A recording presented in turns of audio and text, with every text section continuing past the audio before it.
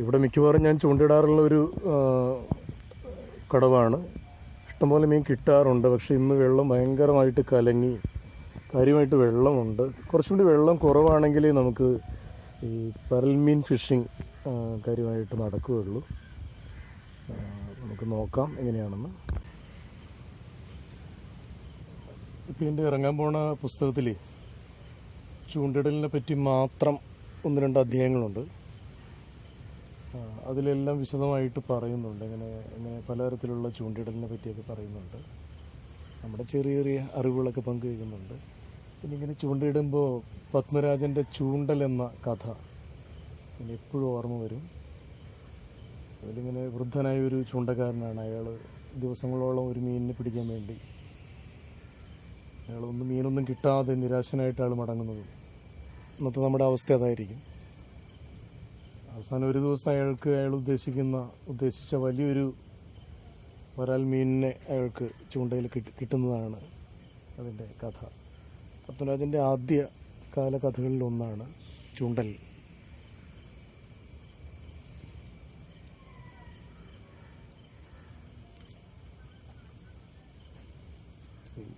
പൊടിപ്പരലിൻ്റെ ശല്യമുണ്ട്, തീറ്റ കുത്തിക്കൊണ്ട് പോവുക.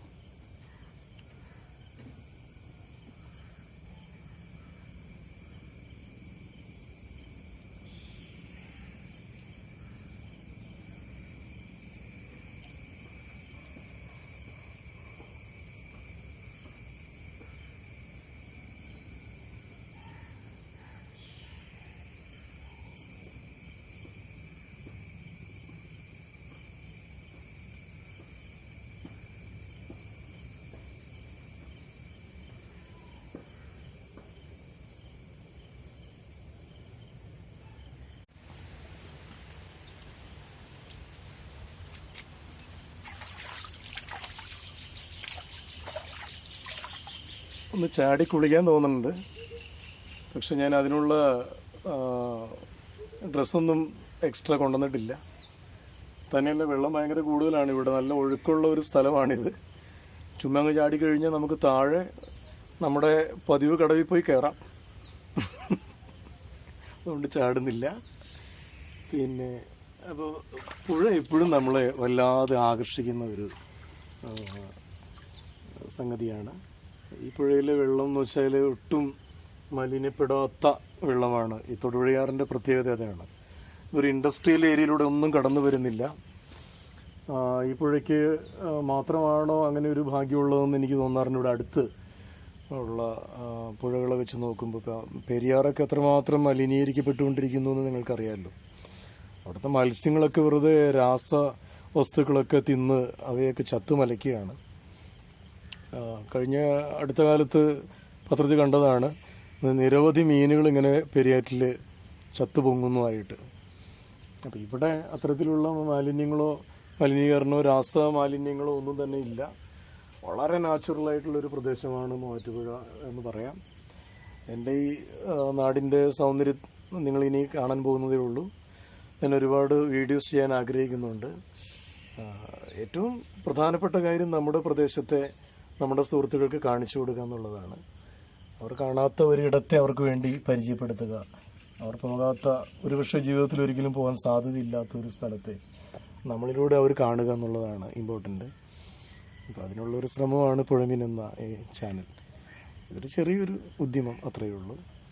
അപ്പം ഇന്ന് കണ്ടില്ലേ, വെള്ളത്തിപ്പാറ്റ പോകുന്നുണ്ടല്ലേ. വെള്ളത്തിപ്പാറ്റയുടെ പ്രത്യേകത, പുള്ളിക്ക് ഒട്ടും വെയിറ്റ് ഇല്ല.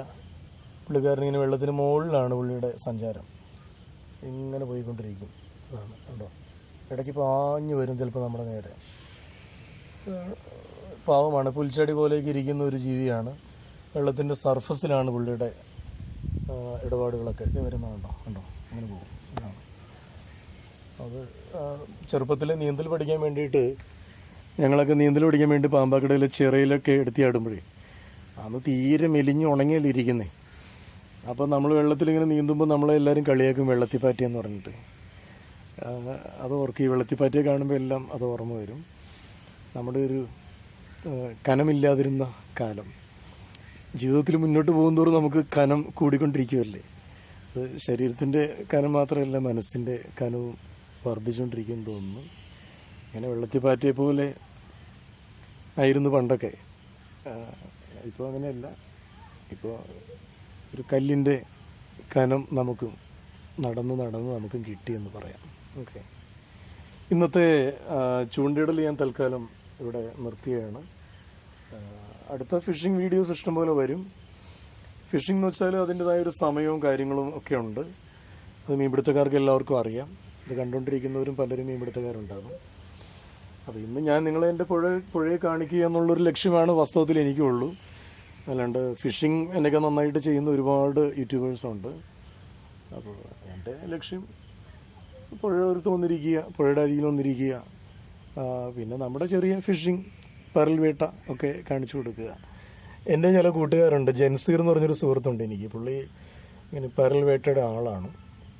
പുള്ളിക്കാരനാണ് എനിക്ക് വാസ്തവത്തിൽ ഈ പരൽ പിടിക്കാനായിട്ടുള്ള ചില സാധ്യതയെ പറ്റി പറഞ്ഞു തന്നതും പഠിപ്പിച്ചതും. ഇവിടെ ഇങ്ങനെ ഒരുപാട് ചൂണ്ടക്കാരുണ്ട്. ചൂണ്ടക്കാരെല്ലാവരും എൻ്റെ കൂട്ടുകാരന്മാരാണ്. അപ്പോൾ പുഴമീൻ്റെ ഈ ഒരു എപ്പിസോഡ് ഇവിടെ അവസാനിക്കുന്നു. ഇഷ്ടമായാൽ എൻ്റെ ചാനലൊന്ന് സബ്സ്ക്രൈബ് ചെയ്യണം. എന്നെ ഇഷ്ടമായാലല്ല, പുഴയെ ഇഷ്ടമായാൽ മാത്രം. Okay, thank you.